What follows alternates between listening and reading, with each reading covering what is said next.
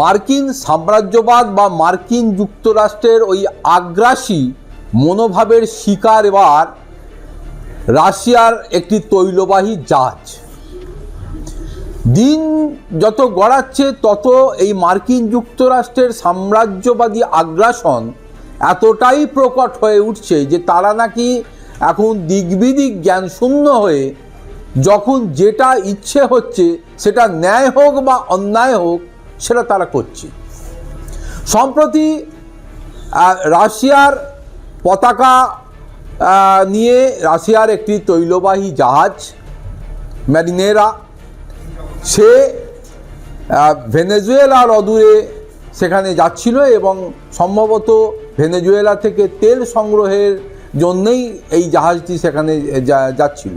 কিন্তু ওই মার্কিন যুক্তরাষ্ট্রের নৌবাহিনীর পক্ষ থেকে যারা নেভাল কমান্ডো যারা ছিল তারা এই জাহাজটিকে বল প্রয়োগ করে বলা যেতে পারে এক প্রকার অ্যারেস্ট করে এবং সেটা তাদের অধীনে নিয়ে যায়।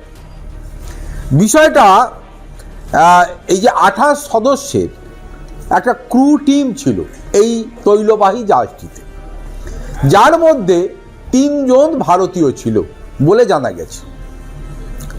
এবং রাশিয়া টুডে প্রতিবেদনে এই তথ্য উঠে আসার পর রাশিয়ার পক্ষ থেকে স্পষ্টভাবে মার্কিন যুক্তরাষ্ট্রের কাছে এক প্রকার ভদ্রতা আচরণ এইসব বজায় রেখে আবেদন জানানো হয়েছে যে প্রতিটি ক্রু তারা যেন সুরক্ষিত থাকে, তাদের ওপর যেন কোনো অত্যাচার না করা হয়, তাদের সঙ্গে খারাপ ব্যবহার যেন না করা হয়। আটক নাবিকদের মানবিক ও সম্মানজনক ব্যবহারের জন্য আবেদন জানায় মস্কো ওয়াশিংটনকে এবং অনুরোধ জানানোর পাশাপাশি দ্রুত সব বিদেশি নাবিককে ইমিডিয়েটলি মুক্তি দেওয়ারও আর্জি জানানো হয়েছে। একবার জেনে নিই কোন কোন দেশের ক্রুরা এই 28 জনের মধ্যে ছিলেন। সূত্র অনুযায়ী বেলা 1 নামে পরিচিত ম্যারিনেরা জাহাজটিতে মোট 28 জন নাবিক ছিলেন, যার মধ্যে 17 জন ইউক্রেনীয়, 6 জন জর্জিয়ান, 3 জন ভারতীয় এবং 2 জন রুশ নাগরিক, যাদের মধ্যে একজন ছিলেন ক্যাপ্টেন। এই সকল ক্রুজকে বর্তমানে মার্কিন কর্মকর্তারা আটক করে রেখেছে, তবে কবে মুক্তি পাবেন সে বিষয়ে কোনো নিশ্চয়তা দিতে পারেন। এদিকে জাহাজটির মালিকানা, তার কার্যক্রম এবং আন্তর্জাতিক নিষেধাজ্ঞা আইন ভঙ্গের সম্ভাবনা নিয়ে ইতিমধ্যে নাকি মার্কিন যুক্তরাষ্ট্র বা মার্কিন কর্তৃপক্ষ তারা ইনভেস্টিগেশন শুরু করেছে, তদন্ত শুরু করেছে। কিন্তু কিভাবে আটক করা হলো এই তৈল ট্যাঙ্কারটি? আমেরিকা রুশ পতাকাবাহী তৈলবাহী ট্যাঙ্কারটি ভেনেজুয়েলা যোগ রয়েছে বলে জানা গিয়েছে। উত্তর আটলান্টিক মহাসাগরে আটক করা হয় এবং ওই মার্কিন যুক্তরাষ্ট্রের নৌবাহিনী এটা আটক করে। সপ্তাহভর চলতে যাওয়া পাল্টা ধাওয়ার পর অভিযানে যুক্ত রুশ নৌবাহিনীর সম্পদও তারা আটক করে। পুরো অপারেশনটি পরিচালিত হয় ব্রিটেনের অনুমোদন ক্রমে, মানে ব্রিটেনের পুরোপুরি মদতে এটা করা হয়েছে এবং এই সুযোগ করে দেওয়া হয়েছে আমেরিকান নৌবাহিনীকে। এবং সবথেকে বড় কথা, আমেরিকার নৌবাহিনী এই ট্যাঙ্কারটিকে অ্যারেস্ট করলেও এই পুরো বিষয়টা কিন্তু একটা ধোঁয়াশার মধ্যে রয়েছে। তার কারণ আমেরিকা তার দেশের জলসীমা থেকে বেরিয়ে এসে গ্রেট ব্রিটেনের জলসীমার মধ্যে ঢুকে তারা কিভাবে এই রাশিয়ান জাহাজটিকে অ্যারেস্ট করতে পারে বা সেটাকে গ্র্যাব করতে পারে, এটার সদুত্তর কিন্তু এখনো পাওয়া যাচ্ছে না।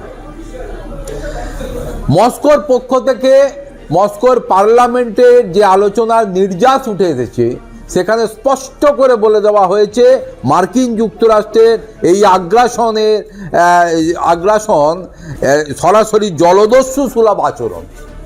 মানে যেভাবে সমুদ্রের বিভিন্ন প্রান্তে জলদস্যুরা তারা কোনো আইন শৃঙ্খলার পরোয়া না করে বিভিন্ন জাহাজকে আক্রমণ করে এবং সেখান থেকে তারা বিভিন্ন জিনিস স্ন্যাচ করে, তারা দখল করে, তারা সেখান থেকে চুরি করে বা ডাকাতি করে, যাই জলদস্যুদের যেটা কাজ, ঠিক একইভাবে মার্কিন যুক্তরাষ্ট্র যেভাবে যে পদ্ধতিতে ওই সংশ্লিষ্ট অয়েল ট্যাঙ্কারটি যেটি রাশিয়ার সেটিকে তারা অ্যারেস্ট করেছে বলে দাবি করছে, তার পেছনে কিন্তু বৈজ্ঞানিক পদ্ধতি যে এখানে অবলম্বন করা হয়েছে এবং ইললিগালি এটা করা হয়েছে, এটা কিন্তু স্পষ্ট হয়ে উঠছে। রাশিয়ার সংসদীয় প্রতিরক্ষা কমিটির প্রথম উপদেষ্টা সংসদ অ্যালেক্সেই জুরাভালেভ আরও কঠোর মন্তব্য করেছেন এ বিষয়ে। সর্বভারতীয় এক সংবাদ সংস্থায় তার বক্তব্য, একটি বেসরকারি জাহাজকে সশস্ত্র জলদস্যুদের মতো কিভাবে এক মার্কিন বাহিনী দখল করতে পারে এটা, এবং এখনই এর বিরুদ্ধে কঠোর থেকে কঠোরতম ব্যবস্থা গ্রহণ করা উচিত রাশিয়া প্রশাসনে বা রাশিয়ার সরকারের। এমনকি তিনি এটাও বলছেন যে প্রয়োজনে ওই সংশ্লিষ্ট এলাকায় যদি কোনো মার্কিন যুক্তরাষ্ট্রের কোনো নেভাল শিপ বা এই ধরনের অপারেশনের সঙ্গে যুক্ত কোনো মানে যুদ্ধ জাহাজ দেখা যায়, তার বিরুদ্ধে সরাসরি আক্রমণের ব্যবস্থা করুক রাশিয়া, এবং প্রয়োজনে মার্কিন যুক্তরাষ্ট্রকে এই ধরনের জবাব দেওয়ার ক্ষেত্রে অ্যাটমিক মানে পাওয়ার বা ক্ষমতা বল প্রয়োগ করাও কথাও ভাবুক রাশিয়ার সরকার। ফলে পরিস্থিতি কিন্তু খুব উত্তপ্ত। রাশিয়ার অবস্থান পরিষ্কার, তারা এই আটক অভিযানকে আইন বহির্ভূত বলে মনে করছে এবং এর কড়া জবাব দেওয়ার সতর্কতা দিচ্ছে। রাশিয়ার পক্ষ থেকে ভ্লাদিমির পুতিন, যিনি সর্বময় কর্তা বা রাশিয়ার প্রেসিডেন্ট, তিনি বিষয়টা যে ভালো চোখে দেখছেন না, বা তার যে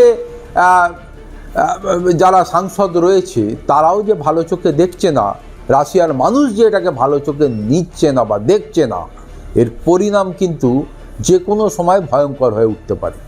তার কারণ মার্কিন যুক্তরাষ্ট্রে এই একচ্ছত্র আধিপত্যবাদ এবং সাম্রাজ্যবাদী আগ্রাসন ক্রমে যেভাবে আধিপত্য বিস্তার করছে পৃথিবী জুড়ে, সেখানে রাশিয়া, চীন, ভারত, ইরান থেকে শুরু করে বিশ্বের একাধিক রাষ্ট্র বীতশ্রদ্ধ হয়ে উঠছে এবং তারা যে পাল্টা দেবার কথা ভাবছে, এবং এমন সিচুয়েশান যেন পৃথিবীর বুকে না সৃষ্টি হয় যে সবাই মিলে আমেরিকাকে পাল্টা দেবার পথ প্রশস্ত করে ফেলবে এবং আমেরিকাকে পাল্টা খেয়ে পল্টুক হয়ে চলে যেতে হবে, সে সময়টা মনে হচ্ছে আর বেশি দেরি নেই।